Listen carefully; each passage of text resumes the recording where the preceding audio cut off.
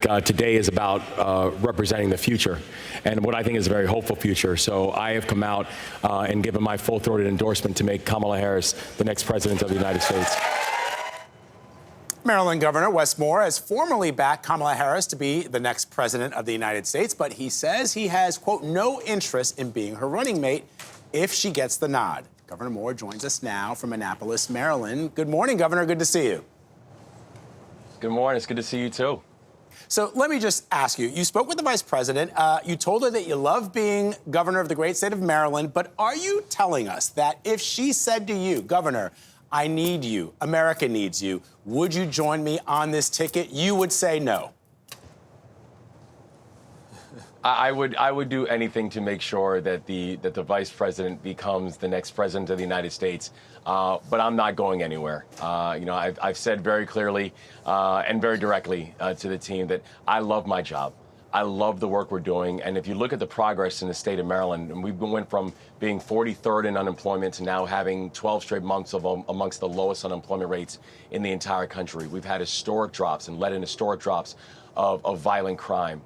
We are able to pardon 175,000 people for cannabis convictions because people are getting punished for something that's no longer legal. We're the first state in the country to have a service year option. I love the momentum that we're seeing in the state of Maryland. I want to be the governor for the state of Maryland, and I have no intention of leaving to do anything else.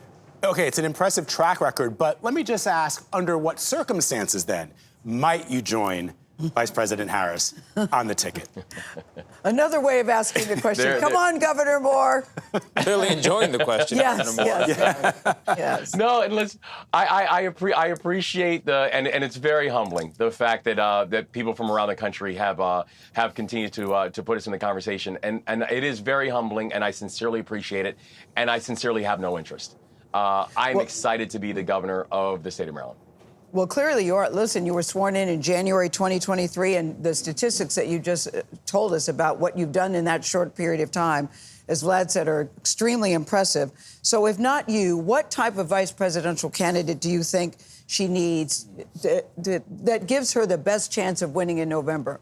I don't know if you want to name names, but if you don't want to name names, you can certainly tell us the qualities that you think would make a difference here, and maybe where he or she should be from. Yeah. I think that the number one thing the vice president needs to think through is who's the person that she's comfortable with. This is a deeply personal decision, and not one that you need to approach with box checking or looking at, well, what does this person give me or that person give me? You know, I thought about it when I selected my running mate to be my lieutenant governor. I did not make the selection based on box checking. In fact, many people, when I told them, I picked a woman of color. I picked a woman who became the first immigrant ever elected to statewide office in the history of the state of Maryland. And people said, well, that's dangerous because Maryland's never even had a black governor before. And I said, the truth is that everything seems impossible until it isn't anymore. And the people who weren't going to support me in that way, they weren't going to support me even if I selected a woman of color to be my running mate. So I think this is just a very deeply personal decision that the vice president has to go through. And I think that's the most important thing that she has to keep in mind. Governor Moore, I want to get you on the record on a campaign matter, and it's a credibility issue potentially for Democrats. There are polls showing that Americans are not likely to trust Democrats in the aftermath of these years and then months and then days of them telling the public Joe Biden is just fine and he doesn't suffer any kind of age issues. And on top of that, he's going to stay in the race. And this goes right to Kamala Harris as well, who in the aftermath of that disastrous debate on last month said, it was just a slow start. So how do you address that credibility gap with the American public going forward? My support of President Biden really baked on a few points. One is, he's just a man of tremendous decency and honor. And I think that his legacy of 50-plus years to this country and legacy of leadership of 50-plus years is something that should be honored, and loyalty should count for something. But I also think results matter. I look at what's happened even in our state.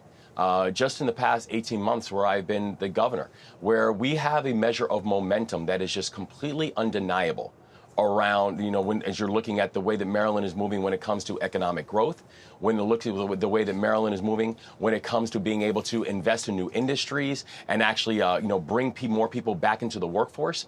All these things have been done in partnership with the Biden-Harris administration.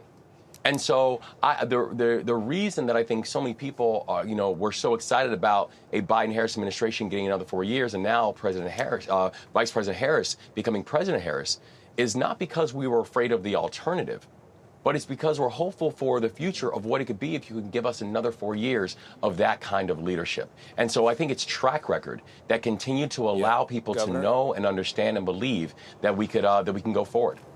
So what you're saying is we'll see you in 2028 or 2032. Got it.